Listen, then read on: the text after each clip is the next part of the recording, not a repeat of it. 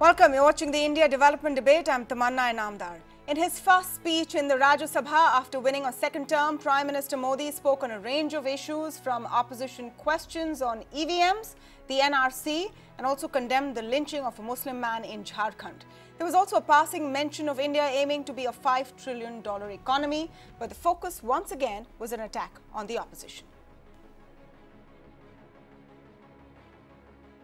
सदन में कहा गया कि झारखंड मॉब लिंचिंग और मॉब वायलेंस का अड्डा बन गया है। जो बुरा हुआ है, बुरा करते हैं, उनको आइसोलेट करें और उनको न्यायिक प्रक्रिया के तहत जो कुछ भी कर सकते करें।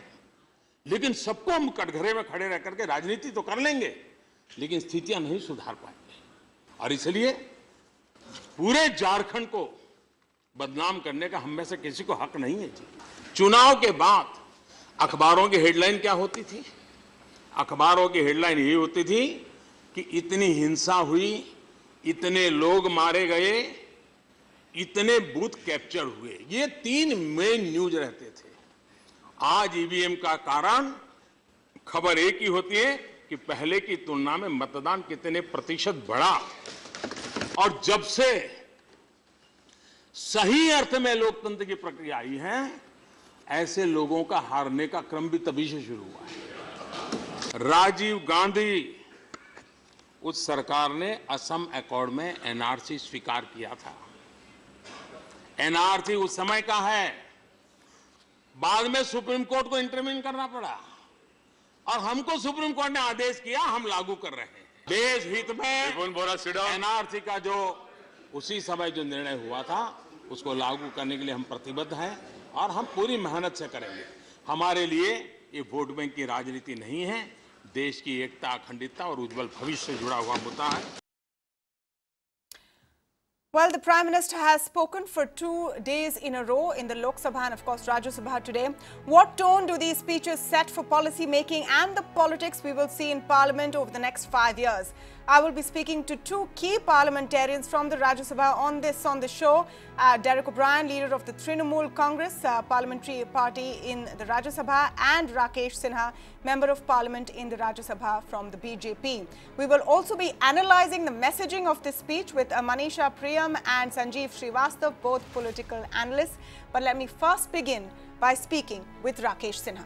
Mr. Sinha, welcome to the India Development Debate and thank you for speaking with us. I wanted a comment from you on the Prime Minister's speech in the Rajya Sabha today. Of course, he spoke in the Lok Sabha as well. And a lot of his speech was focused on the opposition parties and the Congress. Do you think more of it should have been focused on what the plans are for India over the next 5 years?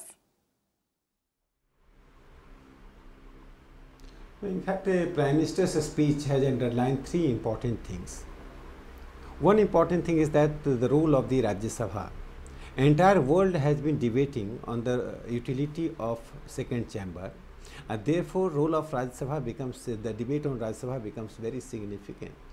You know, whenever there is a ruling party is minority in Rajya Sabha, the opposition party uses Rajya Sabha as a tool of obstruction and contest the government without any reason, without any logic. It happened in 1977 when Janata Party came into power. It was in majority in Lok Sabha and minority in Rajya Sabha. And the Congress party used as a tool to stop many important bills impacting the nation's destiny. This 2014 to 19, Rajya Sabha had played a role which has not been welcomed by the country. Many bills which were very important for the nation, are important for the nation, would impact the nation's destiny, have been obstructed in the Rajya Sabha.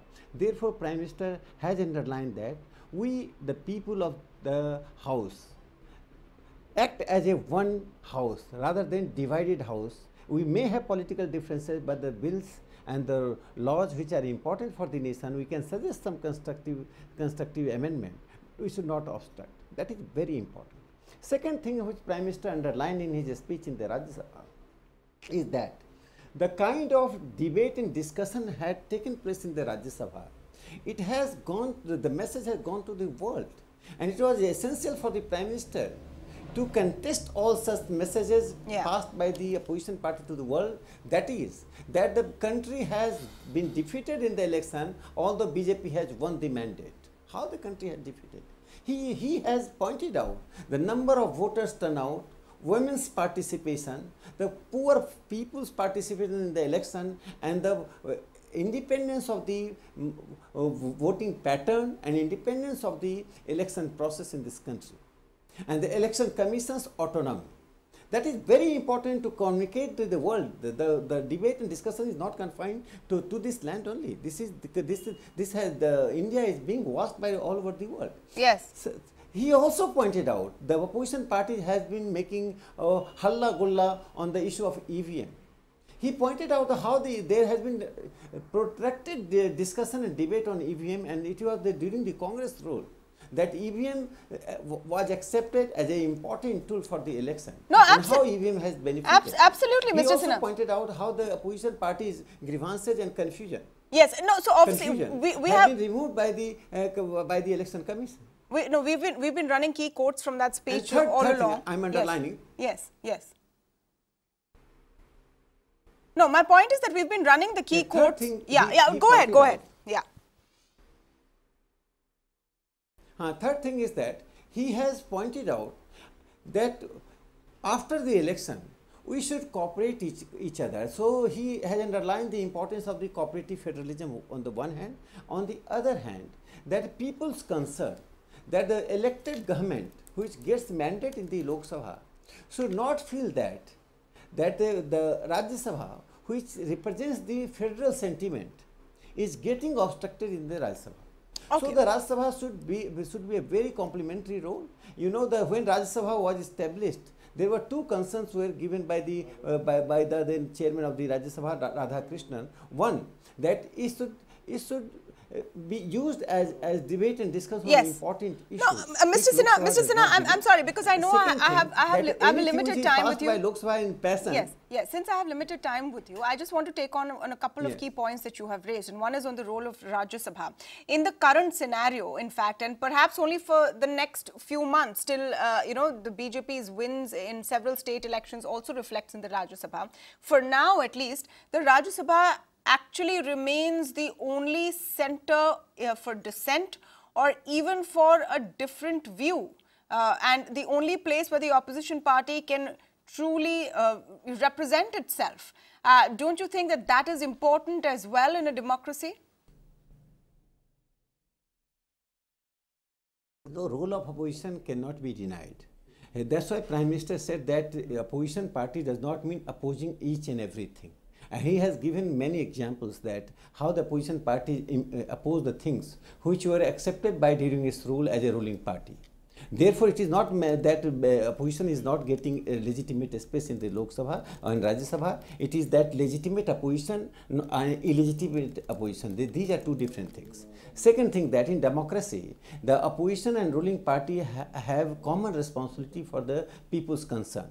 So Prime Minister has underlined that opposition and ruling party should search the common area where they can agree. Okay. Or not disagree to disagree, but disagree to agree. That is a very important thing in democracy. Okay. I also want to come to a couple of key points in his speech, and one, of course, is his condemnation of the instance of lynching in Jharkhand. He went on to say that don't blame the entire state of Jharkhand for it. He quoted Ghalib as well when addressing Ghulam Nabi Azad. But are those who claim to support the Prime Minister listening? Because more and more instances, are seen on social media, videos become viral, and the case in Jharkhand was related not only to the violence and the illegality of that lynching, but the religious overtone which was given to it. Do you think this is a matter of concern which needs to be addressed further by the ruling party? You know, the Prime Minister has shown his concern and condemned the incident and has said in the strongest term that law and order will take its own course, and the person or the people who are responsible for that would be brought to the book. But important thing is that when an incident takes place, you go to blame the entire state, entire civil society. That's not good. That gives a bad image. Nobody in this nation who supports uncivilized, barbaric act of lynching. This must stop, this must be stopped. And this is the responsibility, he said categorically, this is the responsibility of the state government to stop such things and punish the guilty. When you are politicizing the entire issue, to blame a state government, entire state, then you are vitiating the atmosphere and you are giving respectability to those who are criminals. Don't give respectability to them, these people by combining them with the entire state population, legacy of the state, future of the state and present generation of the state. That is the concern for the Prime Minister. In this particular instance, the reason why it took on these political overtones is because of the video which emerged, which I'm sure you're well aware of, Mr. Sinha, where the victim was made to, have religious chants, was made to say religious chants and then continued, was continuously beaten up. Of course, also because he belonged to a minority community, which brought that into another overtone. Do you think that these concerns that minorities are being attacked and a mark of respect like Jai Shri Ram is being used to attack minorities, do you think that these need to be curbed with an iron fist at this point, especially after what the Prime Minister has said? Entire government led by Prime Minister Modi ji and state governments led by BJP, and I think even the opposition parties which are leading the state governments in different states, there is no dispute that such criminal incidents should not be given religious tone or politicization. If someone is doing, a section of opposition parties and a section of intelligentsia who are sympathetic to opposition parties and not digesting Modi government are trying to blame ideology, organization and leadership of the Sangh Parivar and the government for such incidents, which is very unreal to the people. That's why people reject such allegation and such interpretation. I believe that opposition parties should learn from 2014 to 19 experiences that they have based their entire opposition politics on propaganda, perception and polemics. So perception, propaganda, polemics should not be used to blame the government. If you have a healthy criticism, people accept you. If you go for unhealthy criticism, people reject you. Okay. And that's why opposition is getting marginalized day by day. All right, that was Member of Parliament in the Rajya Sabha, Rakesh Sinha, speaking on the Modi speech in the upper house today. I'm joined now by Derek O'Brien, leader of the Trinamool Parliamentary Party in the Rajya Sabha. Derek, thank you for speaking with us on the India development debate. I want to start with your comments on the Prime Minister's speech in the upper house today, where he spoke on a range of issues and also condemned the lynching of a young man in Jharkhand. Do you think that his message was clear and very welcome after the instance we saw? Listen, this is not about, this is the President motion of thanks on the address.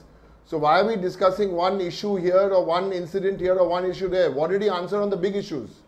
He spoke for 70 minutes on the Rajya Sabha. Let's get real. Opposition parties had asked him to bring the women's reservation bill in Parliament. There's this new government, BJP, they've got a huge majority in the Lok Sabha. All opposition parties are asking them to bring the women's reservation bill. Why hasn't he brought the, why isn't the Prime, in Lok Sabha I was waiting for the answer. Thought he'll bring it up in the Rajya Sabha. No discussion on women's reservation bill, didn't even refer to that. Why? 60 crore women of India are waiting for the BJP and Mr. Modi to bring the women's reservation bill. Number two, opposition had made many, including the Trinamool, we had made very significant points about how Parliament has to be taken seriously, legislation has to be taken seriously, and bills have to be sent for further examination. That figure was 75% before the BJP came to power. Bills were scrutinized. Now they are not taking Parliament seriously. Only 25% of bills are scrutinized. We gave these and other suggestions. No answer. The third, we wanted to hear him talk about federalism. Article 1 of the Constitution. India, that is Bharat, is a union of states. He said nothing about it. Coming and kissing the Constitution when you walk into Parliament, very nice, very good gesture. But the reality of federalism, when you give out, when the railways assign funds for states, yes. How come Uttarakhand, gets a 160% increase. Madhya Pradesh gets a 30% increase. Gujarat and other BJP states get 20-25% increase. And yet Delhi gets minus 40%, Bengal gets minus 17%, Kerala gets minus 25%. What federalism are we talking about? You send 3 advisories to Bengal in between the 6th of June and the 15th of June. Sorry, between the 9th of June and the 15th of June. You send 3 advisories to Bengal, including one from the Health Ministry about the doctor strike. You're sending so many advisories to Bengal. Have you sent a single advisory to Bihar, where 150 children have died? Okay. Opposition has also raised the question on EVMs. Yes, you're right. And there was a response to that. One minute, Mr. O'Brien. Yes. Can I get a question? There was also a clear response to that. I agree with you. Where there was a throwback. Let me finish the question. Let me finish the question. There was a the Prime Minister spoke about a throwback to the time when there were no EVMs, and the headlines after the elections used to be about the stuffing of ballot boxes and how strongmen had sort of stolen elections in certain areas. Is this demand for scrapping EVMs and going back to paper ballots a serious one, or does it display some amount of churlishness from an opposition, and I'm talking about the entire opposition here, that has lost an election? You see, when the Prime Minister makes a suggestion, one nation, one election, he expects everyone, we should keep an open mind, very good, we must have a debate on the subject.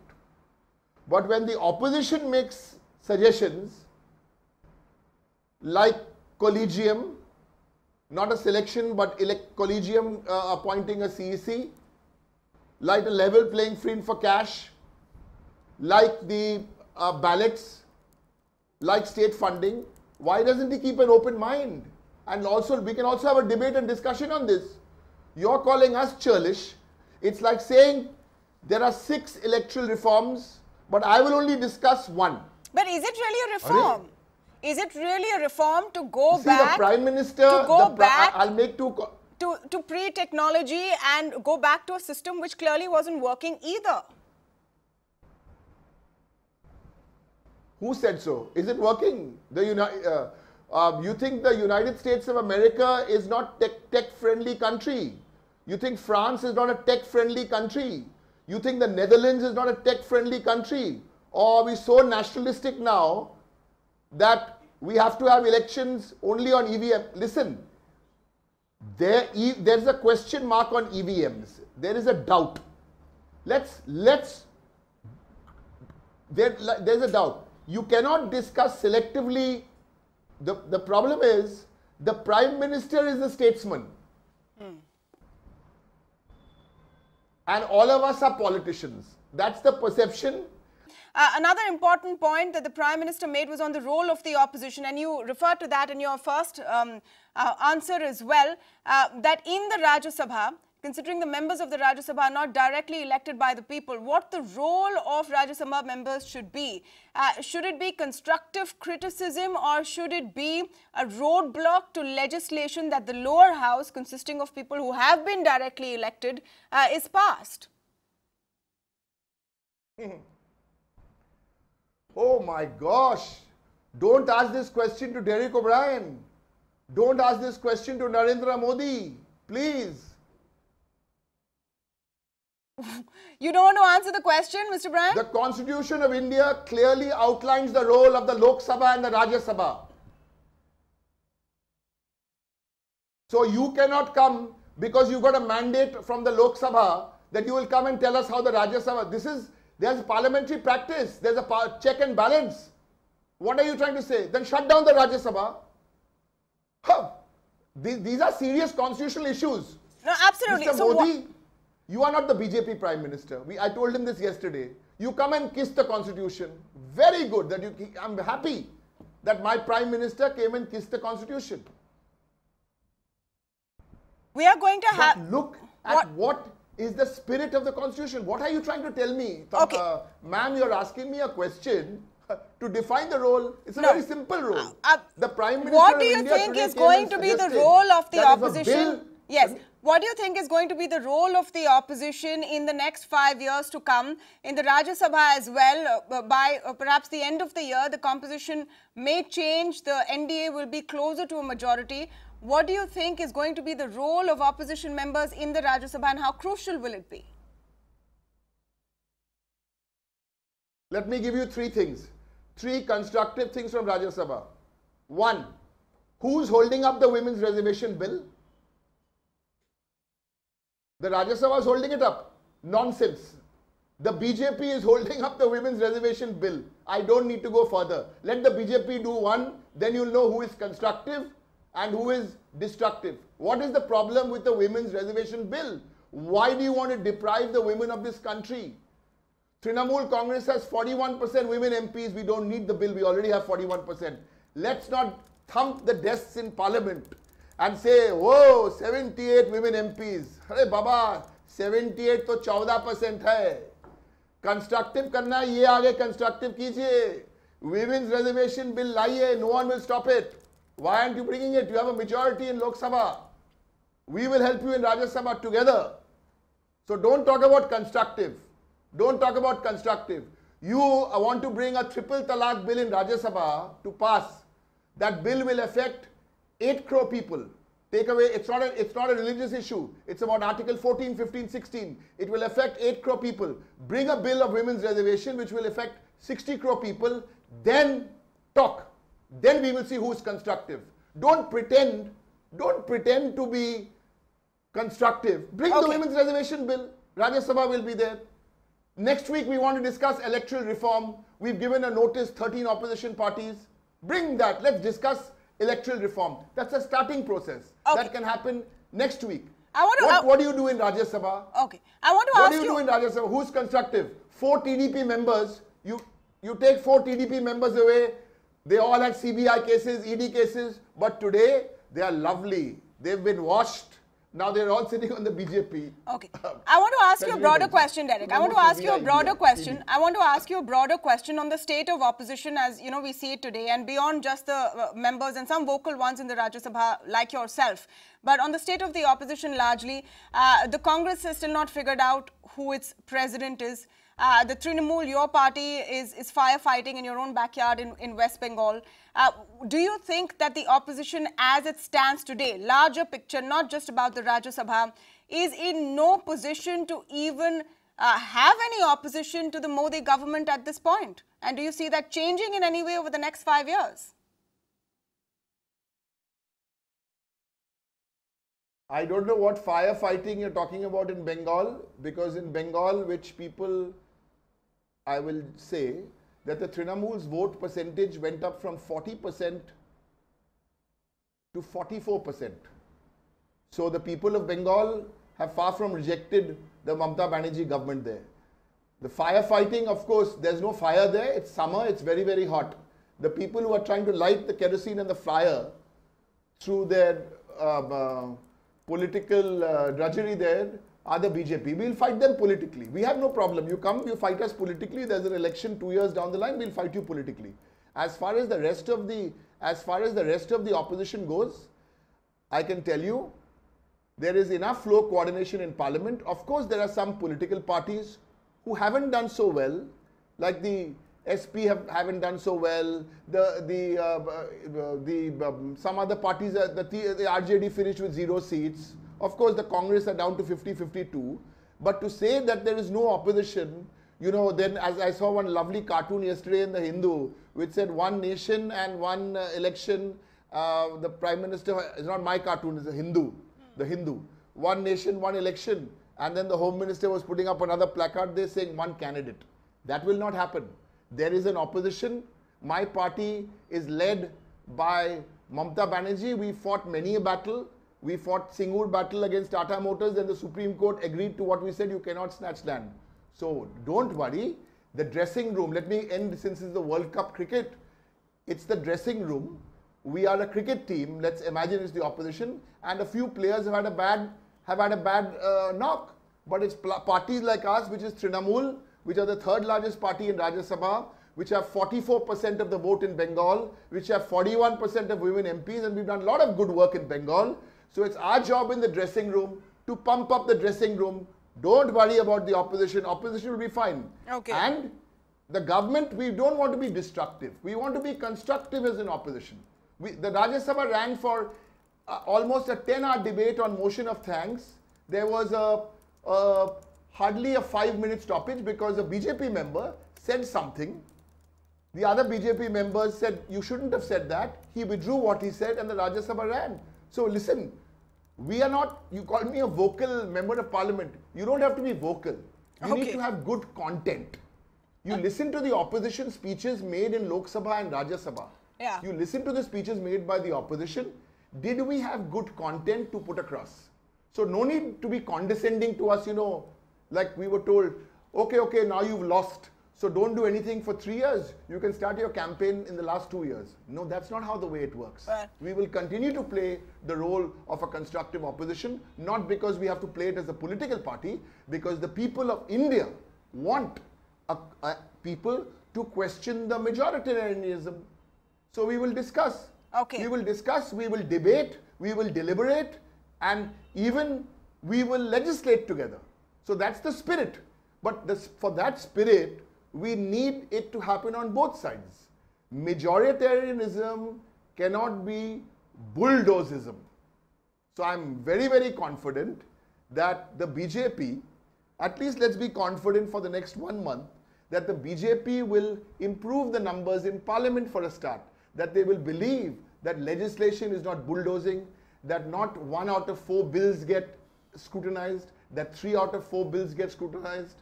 The BJP will believe that 4 out of 10 bills passed should not be an ordinance. Ordinance is an emergency provision in the parliament. You know, there are a lot of sensible voices, I'm sure, and minds on both sides. Right. But the problem here is you have an MP there. I want to get a copy of the Constitution of India. I haven't met the lady yet. She's got elected from Bhopal. The lady who praised the assassin of Mahatma Gandhi. I'm looking for her because I bought a copy of my Experiments with Truth. I don't want to give her a lecture. I want to give her a copy of my Experiments with Truth. So let's move ahead, but don't make this into such a thing. No opposition, only BJP, everyone is politician, only one is a statesman. No. Okay. There are some serious issues on the elections. Yes. And the uneven playing field. And I think I want to end, if you may give me just 30 seconds more. EVM to paper ballot is one of the issues of electoral reform. The Prime Minister has made a suggestion. One nation, one election. There are 3-4 other parts of the electoral reform. That needs to be a focus area. Okay. Thank you, Derek, for speaking with us. You said the opposition is right now in the dressing room like a losing match figuring out. Maybe it's time to also go back to the drawing board and figure out your strategy for the next pitch. Thank you so much for speaking with us on the show this evening. I didn't say that. Oh, you did? You did? Tamanna, I did not say that. I did not say that in the dressing room. I said a few batsmen have done badly. Okay. I did not say anything about losing. I said a few batsmen have had bad innings. Right. We can't deny that a loss has happened. We can't deny that a loss has happened. Charge up everyone in the opposition. All right, all right. Thank you so much, Derek, for speaking with us today. And to speak now on the messaging in Prime Minister Modi's speeches in the Rajya Sabha, of course, in the Lok Sabha yesterday, I'm joined now by Manisha Priyam and Sanjeev Srivastav, both, of course, political analysts. Welcome and thank you for speaking with us today. Manisha Priyam, what was the key takeaway? Does this, in a sense, set the tone for the business in Parliament over the next few years? Of course, Prime Minister Modi today taking a lot of time to hold up the opposition on a range of issues. Yeah, so clearly in line with the Lok Sabha speech, but the Lok Sabha speech had a lot of elements of history into it, a lot of the remembrance of the anti-emergency movement, of a lot of leaders of the national movement, and Shri Mohandas Karamchand Gandhi, Dr. B.R. Ambedkar, Lohia, Jayaprakash, all those names not really being repeated, so to say, in the Rajya Sabha. In the Rajya Sabha, once again, a direct and frontal attack on the Congress party and on all those who are raising questions on the scale and magnitude of the victory of the BJP. And therefore, once again, the Prime Minister Modi has been able to portray this as to why the political parties are questioning the victory and the mandate that people have given them. And then he names two constituencies, he names Wayanad and he names Raebareli, and which means therefore that he is once again questioning the Gandhi family and saying why their victories should not be questioned. So it is all of BJP and the entire BJP's victory pitched against the Gandhi family. That's one of the key political messages coming through. But important in the Rajya Sabha, he named the issue of lynching in Jharkhand and the AES deaths in Bihar. These two were named by the Prime Minister and he spoke about it. So it wasn't as if these two issues were sidestepped or side-skirted. But the main thrust remained to attack the Congress party led by the first family, which is the Gandhis. That remained the key thrust of the speech in the Rajya Sabha. Sanjeev, do you think enough was said on the Jharkhand lynching? Of course, he went on to talk about how very often members of his party who speak out of turn are also pulled up. Is the messaging strong enough?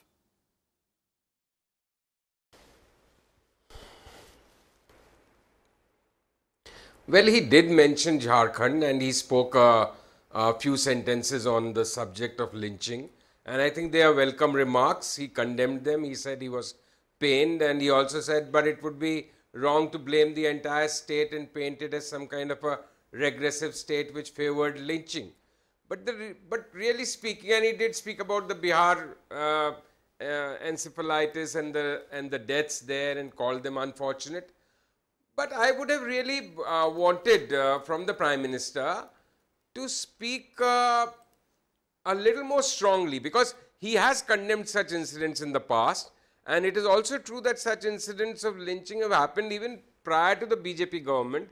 But there is now a kind of a pattern to these lynchings, and what happens is they are condemned, they are described as unfortunate, but no exemplary punishment is meted out to those who indulge in such acts. And so there is also somewhere, maybe it's completely unintentional, but there is somewhere a feeling amongst these mobs or antisocial elements, I would call them criminals and heartless people who are just out to incite trouble and have some kind of vicarious satisfaction and violent satisfaction in doing what they think is they are doing for saving their religion or whatever. But a line has to be drawn in the Prime Minister or from somebody like his authority. The message has to come out that these will not be tolerated. You know, there is an impression that these incidents will be condemned, but also in a manner of speaking condoned somewhere. So I think this impression needs to be corrected, which is very important. As for his speech, I think between yesterday and today, I thought the Lok Sabha speech yesterday was a little less combative, a little less political, although with Mr. Modi you can never completely divest. Maybe it's Sanjeev, that's perhaps because the more combative. Yeah, that's perhaps very because maybe because the Rajya Sabha tends to be a more combative what space. Ghulam Nabi Azad said, and what other opposition leaders said. Yeah, so which brings me to my next point about the role of the opposition in the Rajya Sabha. Because are so stacked up in Rajya Sabha. Exactly, because in the Lok Sabha, the opposition in terms of actually, making a difference to legislature is now minimal, if not nil. Will the Rajya Sabha then remain to be the only major check and balance, so to speak, for this government, and which is why the tone over there was very clearly asking the opposition and sort of warning them not to repeat the mistakes they've made in the last term?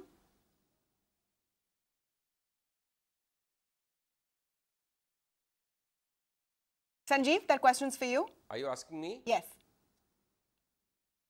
I think, no, I think the tone of the Prime Minister was, in fact, not so much like reaching out to the opposition, but reminding the opposition that because of their confrontational attitude in the previous term in 2014 to 19, the people electorate have given them a lesson and made them lose.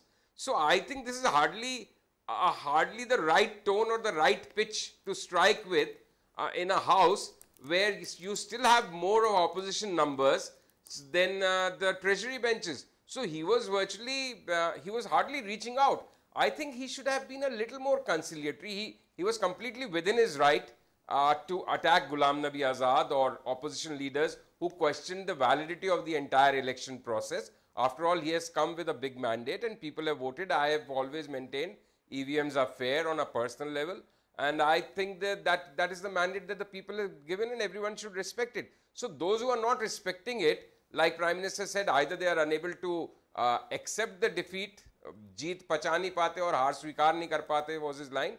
But at the same time, the Prime Minister should be a more graceful, more all-encompassing winner. He should try and reach out to the opposition rather than telling them, see, last time you did not support me and see what you have got, so better learn your lesson this time.